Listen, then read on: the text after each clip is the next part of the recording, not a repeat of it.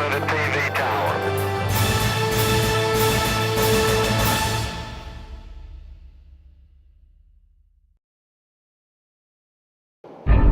While en route to the Bladen County Sheriff's Office, the telecommunicator came across the airways. Attention all cars, 1065, this is Kurt Kelly Post Office. We'll have further. The subject was driving a brown truck, black male, and she advised he had entered the post office and held the clerk at gunpoint and had left the scene, traveling towards White Lake. I was sitting stationary at State Road 1539. The reason that I was at this location at this particular time, the pursuing car ahead of me radioed and said the suspect vehicle was heading my way. Just a few moments later, I observed the suspect's vehicle pass by on NC 53 traveling west. Glanced over and looked at me, and I eyeballed him, and then I pulled out on the road to pursue him. In the meantime, I'm looking in my rearview mirror for the chief of police, who has already encountered the suspect, to come up. I never did see him, and I lost contact with the suspect vehicle because he already had the momentum of fleeing the scene. I would estimate he was traveling 75 to 85 miles an hour. When I pulled out on the road, where the location of where I was sitting and the way the highway is laid, there's a long drawn-out curve there, and when I pulled out, I lost sight of the suspect. Once I proceeded on to catch up with the fleeing suspect, I observed the vehicle sitting on the side of the road. As it came into view, it was sitting on the side of the road with the driver door ajar, and at which time I pulled up behind the vehicle. The investigator's car was parked 10 to 15 feet behind the suspect's vehicle. Due to the tinted windows, I could not see anyone inside the vehicle. And at that time is when I began to search the wood line. The subject had exited the vehicle. Immediately, he jumped out and started firing and walking briskly toward the investigator.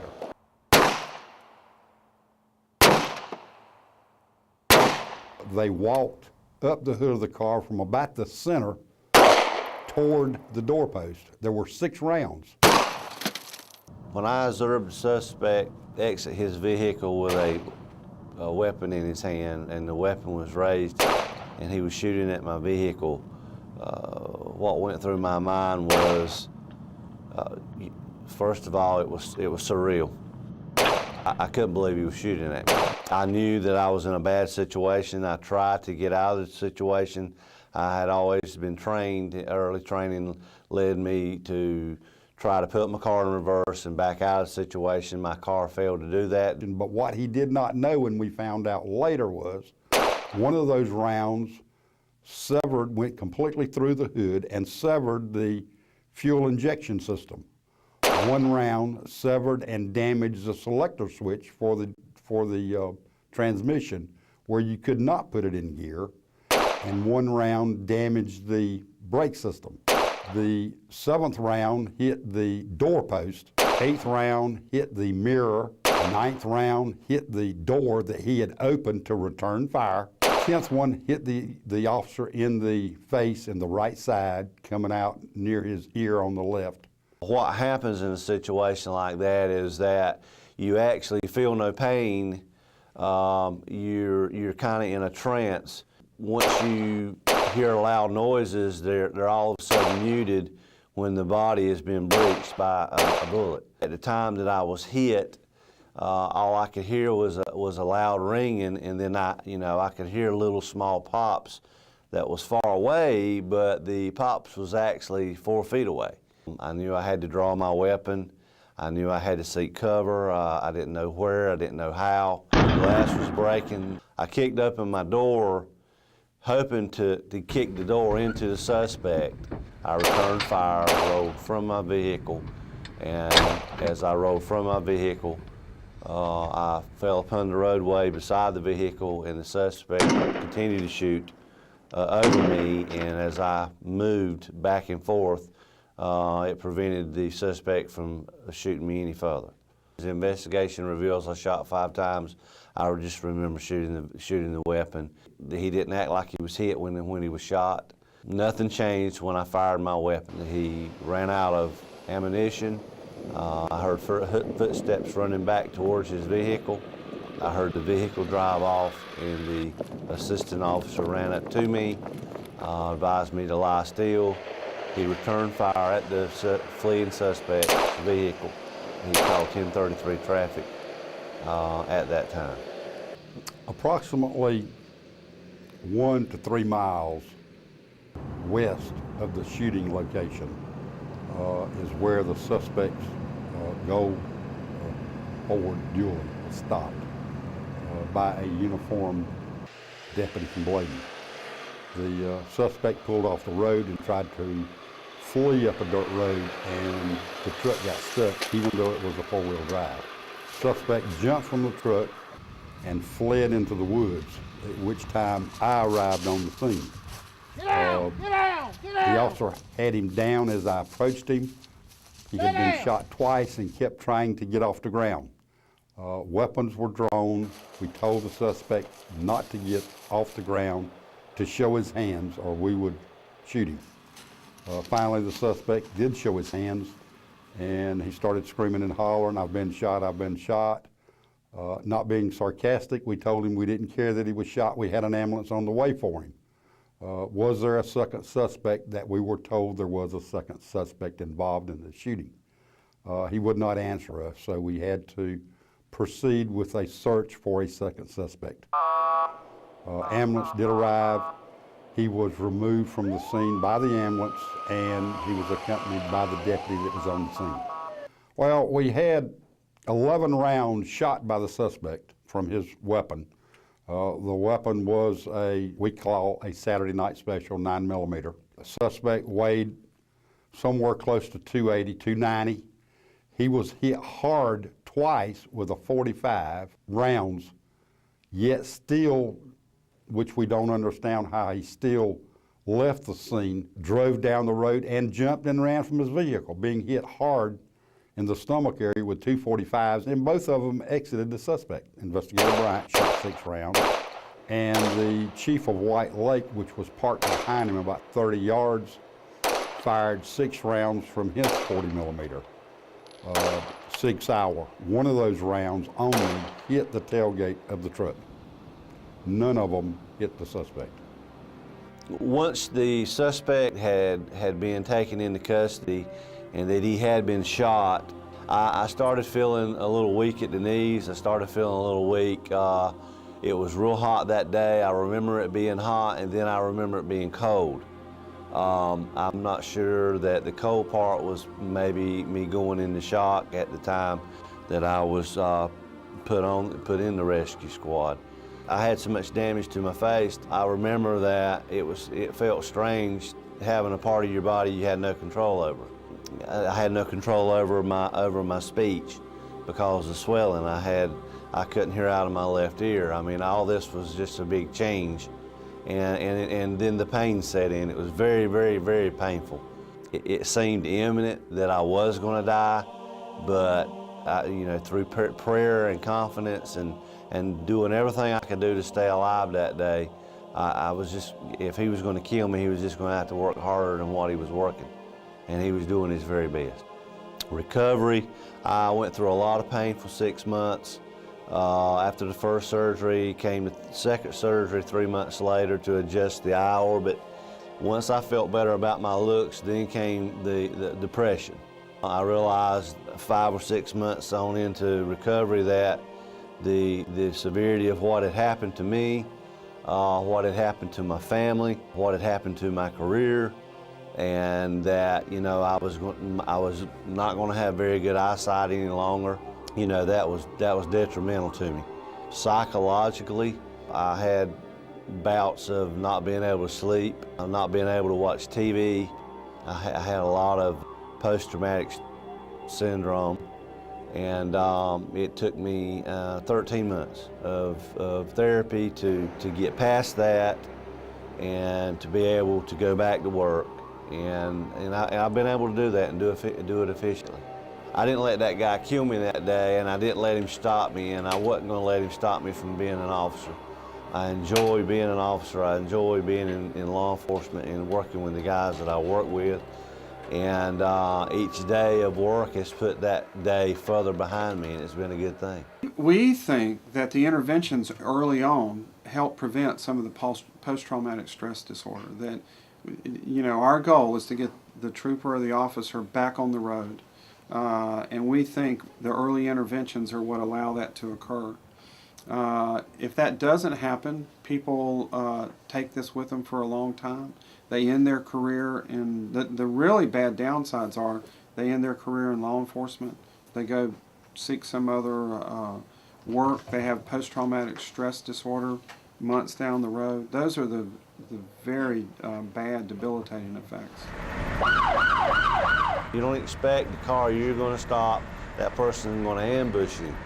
So my advice to officers is that when you get out there and you start stopping cars and you're going to have a lot of jump and runs, just know that that person jumping and running may not be running towards the wood line, or he may not be running towards the building that's adjacent to wherever the stop is. He may be running to your driver door to pop 10 rounds at you and try to kill you. And I believe by taking my seatbelt off prior to the encounter gave me an edge of being able to draw my weapon, being able to lean over and have enough room between my console and my sidearm to actually get to it and get my sidearm out in a quick fashion to be able to return fire in the amount of seconds that it took for this shooting to take place. You need to be prepared to draw your weapon in your vehicle and be prepared to get out of that vehicle in a moment's notice, because if the suspect jumps from his vehicle and runs to your vehicle and you're 25 or 30 feet from him, you don't have a whole lot of time to do a whole lot of thinking. You've got to be prepared to act right then, because you're going to stop 1,000 cars. And that one car, I mean, the guy that shot me was interviewed, and he interviewed and said he was going to ambush the first officer that he encountered, and he did just that. And you know, it's kind of hard to live through an ambush, so you should be ready for it. What happened to me was an ambush situation, and you know, I did the very best I could to get out of it. And I, you know, some will say that maybe I should have done a better job, and some say I did the best I could. I'm here, I'm alive, I see my family every day, and that's good enough for me.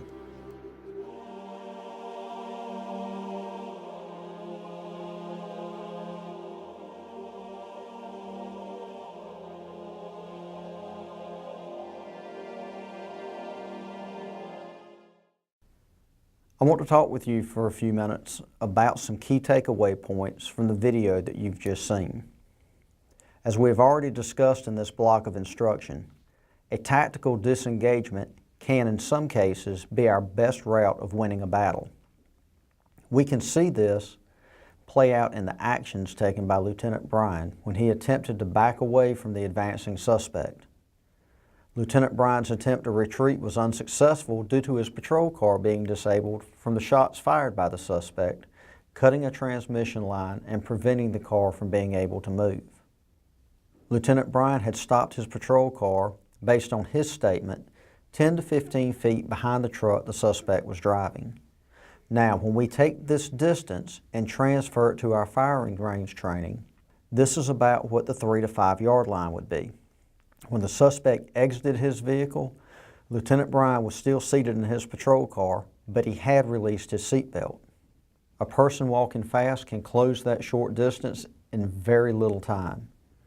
And with Lieutenant Bryan being shot at, this caused him to try his tactical retreat.